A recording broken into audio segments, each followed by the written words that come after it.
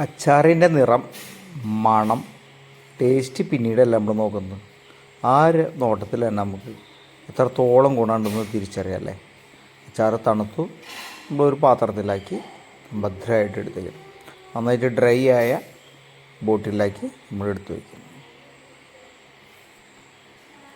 അപ്പോൾ നമുക്ക് അതിൻ്റെ റെസിപ്പിൻ്റെ നോക്കാം, എങ്ങനെ ഉണ്ടാക്കിയെന്ന് ഡീറ്റെയിൽ ആയിട്ട് നോക്കാം കേട്ടോ. ഹലോ, നമസ്കാരം, welcome to Saji's flower time.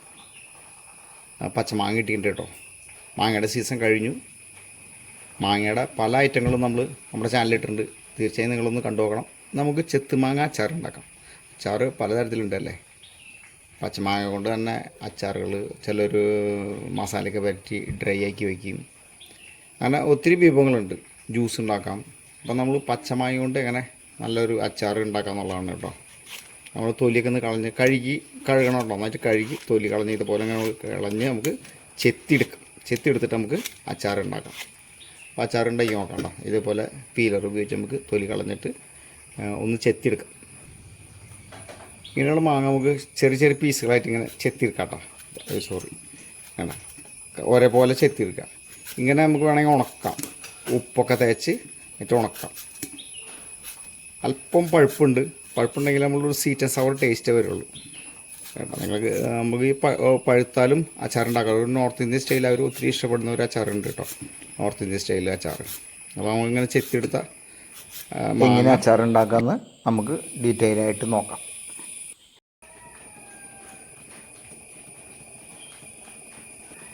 ഇപ്പോൾ മസാലയ്ക്ക് വേണ്ടി നമ്മൾ കട്ടക്കായ ഞാൻ ഉപയോഗിക്കുന്നു കേട്ടോ. പൊടിക്കായം ഇഷ്ടമുള്ളവർക്ക് അത് ഉപയോഗിക്കാം, ഈസി വർക്കാണ്. പക്ഷേ ഈ കട്ടക്കായത്തിൻ്റെ സ്മെല്ല് ഇല്ല കേട്ടോ. പണ്ടൊരു കായ ഉണ്ടായിരുന്നു, TT എന്ന് പറഞ്ഞ കായ. ഇപ്പോൾ ഉണ്ടോയെന്ന് എനിക്കറിയില്ല. ഞാൻ LG കായായിരുന്നു. ഡിഫറെൻ്റായ കായങ്ങളുണ്ട്, പക്ഷേ LG കായ നല്ല കായമായിട്ട് തോന്നുന്നു. കായത്തിൻ്റെ ഒരു മണം നമ്മൾ പ്രത്യേകിച്ച് സാമ്പാറിൽ, അച്ചാറിൽ വരുമ്പോൾ ഒരു പ്രത്യേക ടേസ്റ്റ് അല്ലേ. ഒത്തിരി ഹെൽത്ത് ബെനിഫിറ്റ് ഉണ്ടെന്ന് പറയുന്നത് അതൊന്നും എനിക്കറിയില്ല. പക്ഷേ കായത്തിൻ്റെ ഫ്ലേവർ പ്രത്യേകിച്ച് മലയാളീനെ സംബന്ധിച്ചിടത്തോളം അടിപൊളിയാണ്. കായം നന്നായിട്ടൊന്ന് ഫ്രൈ ആവണം കേട്ടോ. നല്ല അതിൻ്റെ സ്മെല്ലും കളറൊക്കെ നമുക്ക് വരുള്ളൂ. ഓടിയും പ്രവണം.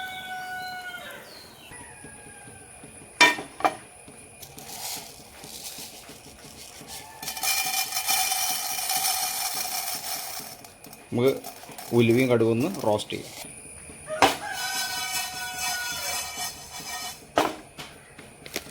നമുക്ക് ഇഞ്ചി പച്ചമുളക് വേണം കേട്ടോ. കേരള സ്റ്റൈലാകുമ്പോൾ ഇഞ്ചിയും പച്ചമുളക് ഇടണം അല്ലേ. എന്നിരുന്നാലേ ആ അച്ചാറിന് അതിൻ്റെ ഒരു ടേസ്റ്റ് വരുള്ളൂ. അതിൽ പച്ചമുളക് മാത്രം ഉപയോഗിക്കാം. അപ്പോൾ കൂടുതൽ വേഷമുണ്ട്. അപ്പോൾ നമുക്ക് ഏകദേശം 1 കിലോത്തോളം ഉണ്ട്. അല്പം പച്ചമുളകും ഇഞ്ചിയും നമ്മൾ ചതച്ചോ അല്ലെങ്കിൽ ജൂലിയും ചെയ്തോ അരിഞ്ഞോ പേസ്റ്റാക്കിയോ ഇടാം. പക്ഷെ നമ്മൾ ചെറുതാക്കി ഞാൻ മിൻസ് ചെയ്യണം കേട്ടോ. ഇതിലേക്ക് നമുക്ക് കടുക് ഇടാം കേട്ടോ. കടുക് ഈ മഞ്ഞ കടുകാണ് കേട്ടോ നമ്മൾ. അത് കടുക് എന്താ പറയുക, പരിപ്പ് ഇത്ര മതി.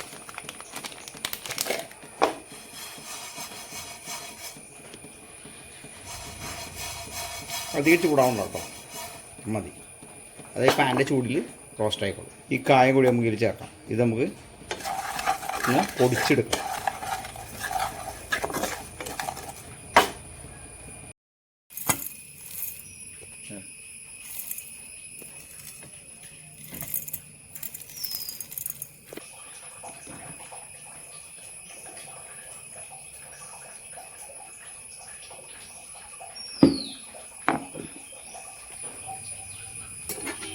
കടുകും ഉലുവി കായും പൊടിയാണ് കേട്ടോ. അത് നമ്മൾ 2 ടേബിൾ സ്പൂൺ വീതമാണ് കടുകൊക്കെ എടുത്തിരിക്കുന്നത് കേട്ടോ. കടുക് മഞ്ഞ കടുകാണ്, അതായത് പരിപ്പ്. ചില്ലി പൗഡർ, ഇത് കാശ്മീരി ചില്ലി പൗഡർ മാത്രമല്ല കേട്ടോ. കാശ്മീരി ചില്ലി നമ്മൾ വാങ്ങി പൊടിപ്പിച്ചതാണ്, നല്ല കളറുണ്ട്. അല്പം കാശ്മീരി ചില്ലി ഉണ്ട് കേട്ടോ. ഏകദേശം ഇത്രയാണ് ഞാൻ എടുക്കുന്നത്.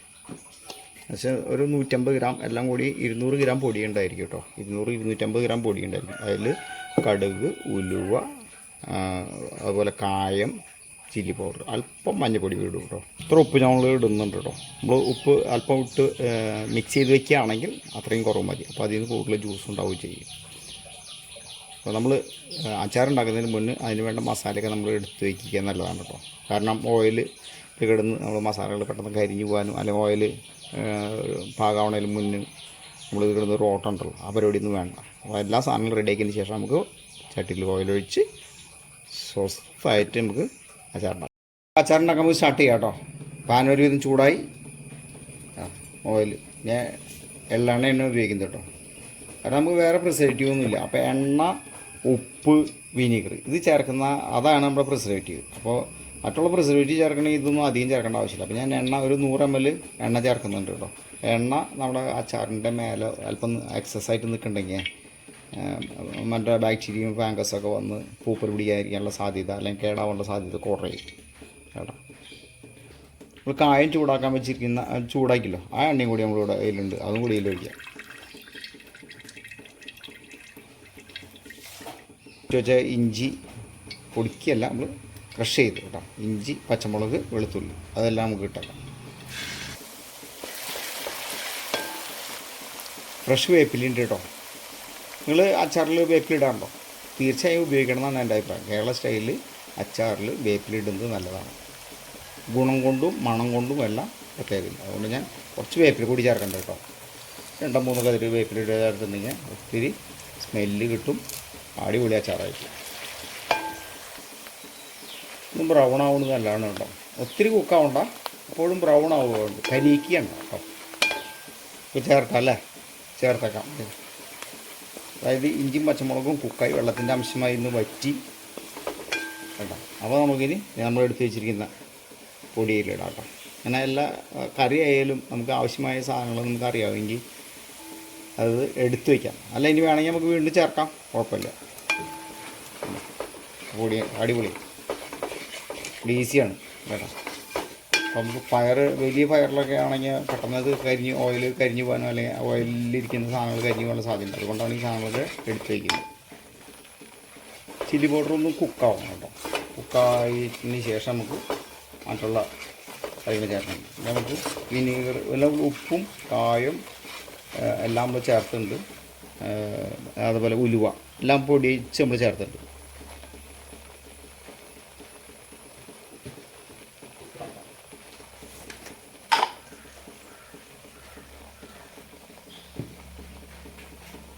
ഇത്തിരി മഞ്ഞപ്പൊടി കേട്ടോ, അതും ചേർത്ത്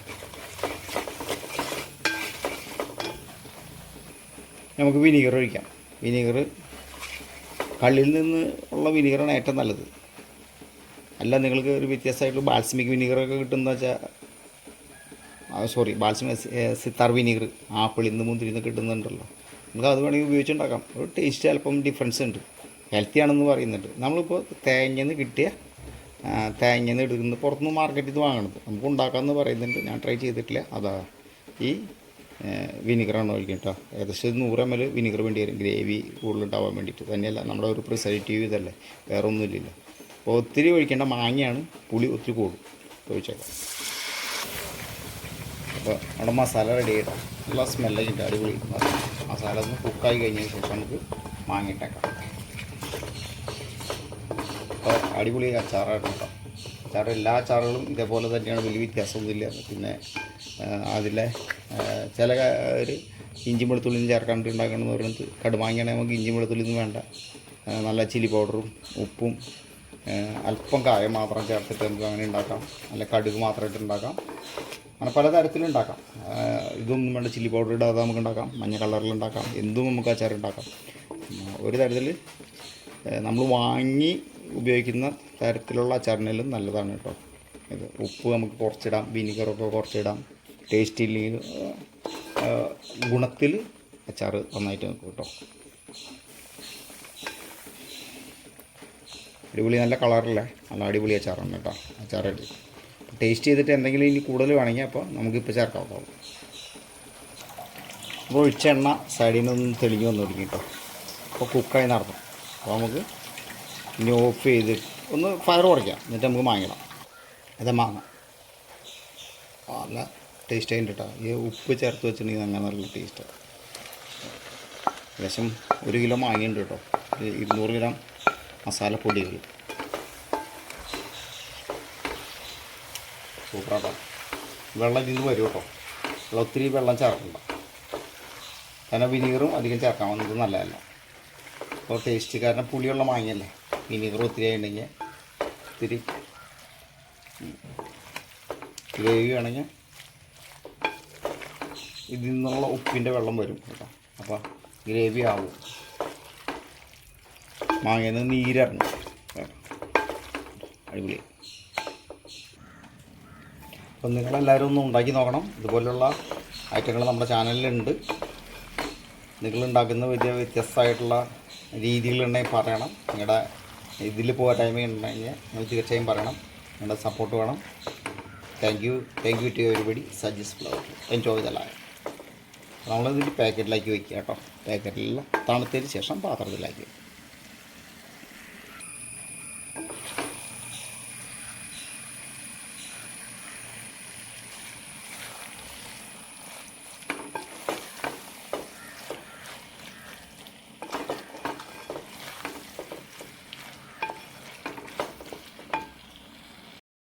അടിപൊളി അച്ചാർ റെഡി കേട്ടോ. ഇതിന് തണുത്തതിന് ശേഷം മാങ്ങ ഒത്തിരി കുക്കാവണ്ട, ഒത്തിരി കുക്കായി നാശാക്കണ്ട, ഉടയ്ക്കണ്ട കേട്ടോ. അച്ചാർ പോലുള്ള സാധനങ്ങൾ കൂടുതൽ ദിവസം ഇരിക്കുന്നതല്ല.